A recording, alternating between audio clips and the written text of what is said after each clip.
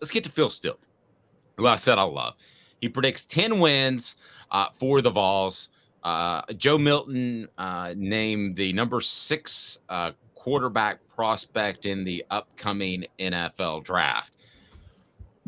To me, 9.5 wins is the over-under. That's my personal, not that it should be and it won't. It'll probably be 8.5 by Vegas.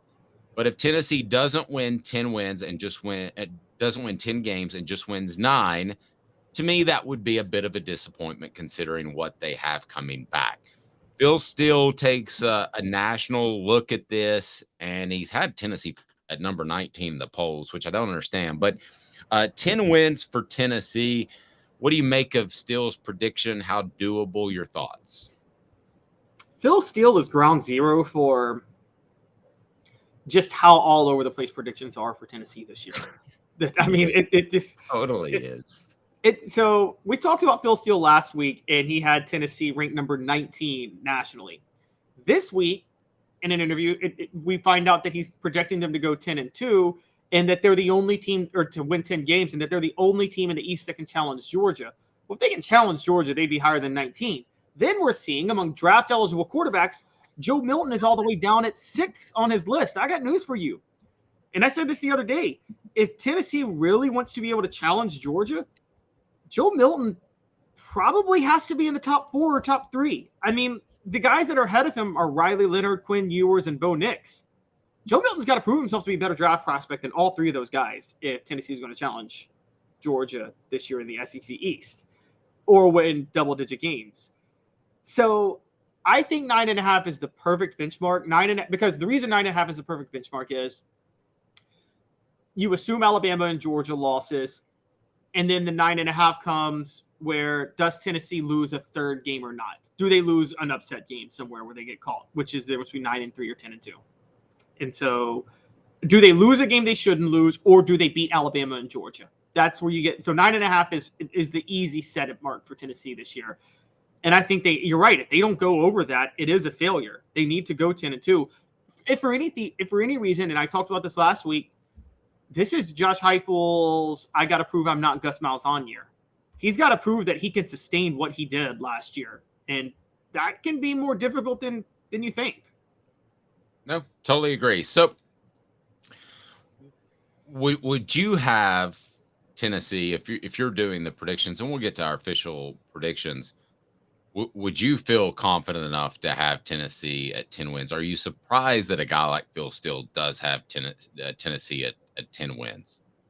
No, because I think you can be a little low on Tennessee and then a little high on the hospitality of their schedule. If you're low on Kentucky, Missouri, and Virginia and all these other teams, you can see 10-2. I remember the first Phil Steele magazine I ever bought was 2002 when he had Tennessee number 1 that year. Tennessee was predicted to win the SEC. Dave, you remember they were number 5. It was after their 11-2 top 5 finish, Citrus Bowl win over Michigan. They're coming in the next year. Everybody thinks they're going to win the SEC title. It was a horrible year. They go 8-5 because of all these injuries. But the biggest reason everybody thought they were going to win the SEC that year was they had a very favorable schedule and that all their key games were at home that year. With Florida, they were playing Miami at home and things like that. So I just think that the scheduling allows for, even though you may have them down at number 19, you could see them theoretically going 10-2 because of the schedule. So most important Vol, we would agree, is Joe Milton, right? Yes, the whole season comes down to whether or not Joe Milton can do what he's asked to do and needs to do. Okay. Who's second? Brought to you by City Heating and Air Conditioning. City Heat and Air, over 50 years of experience. Integrity matters. You might not need a whole new unit. You might just need some coolant, or you might just need, I don't know, a part instead of spending thousands of dollars on a new unit. If you do need a new unit, know that you'll be taken care of. The City Heating and Air Conditioning, cityheatandair.com. Second most important player for Tennessee this season is somebody cheated a little bit on the message board and said the entire offensive line. Can't do that. Can't do a group. Can't do that.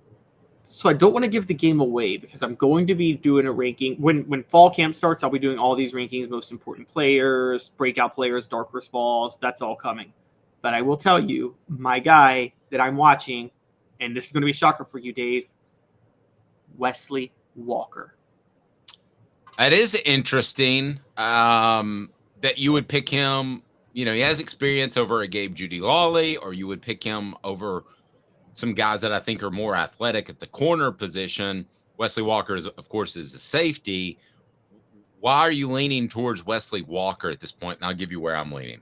I think Wesley Walker is stepping in for Trey Flowers at free safety. And I think Tennessee will be better in the secondary this year, but they still need that free safety that can cover for giant flaws that the cornerbacks might have. And that's where the pressure is going to be on Wesley Walker. He's got to be, particularly because you got Tennessee's probably going to have to rely on a freshman somewhere. And so I think to allow the young cornerbacks to actually emerge, you need the safety help over the top. And I think Wesley Walker's Jalen McCullough is going to be used. You probably agree with me on this, right, Dave? Jalen McCullough is more of a hitting cornerback. He's almost more a safety. He's almost like a Fred White, not Fred White. I'm not going to make Fred White mad. He's not as good as Fred White, but his style is more Fred White, isn't it? In terms of a physical safety that likes to tackle. Yeah, no, I would agree with that. My most important player, and I'm not being a homer here because he works with us on a week-to-week basis, is Cooper. I mean, I just think that Cooper Mays, if something were to happen, would be devastating for Tennessee. You'd have to go in a different direction of a guy that hasn't played a lot. I guess that would be Jordan Addison. And you may have to shift things around. If you're not ready for him, then a guard has to move inside. Tennessee was very healthy for the most part up front. They had the one issue at LSU, but for the most part, they were very healthy. And I think Cooper is the most important player. I think that he gives, other than Joe Milton, I think he gives Tennessee the ability to feel comfortable at the center quarterback exchange, which should be simple, I know. But for Joe Milton, and you're stepping in there not only for the opener and you're the starter again, but you're stepping in there at Alabama, at Florida, home against Georgia, all of that, you want to be comfortable with the basics. And those are the basics, the center quarterback exchange. So you've got to have that. So I'll take Cooper Mays. Dave, did you start watching football in the 1960s? So you're one of those people who thinks the center is the most important position on the line? No. Here's why. Because I think they're good at running back. I think they're good at receiver. I think a guy at either of those positions could go down and they would be fine there. I don't know who replaces that guy. And then what about left tackle? Well, I mean, that's fair. But again, Cooper handles a lot of the calls. And I'm not just saying this because he's part of the Vol Report brought to you by You're sounding more and more like you're sounding more and more like one of those centers, the most important position, handles all the calls.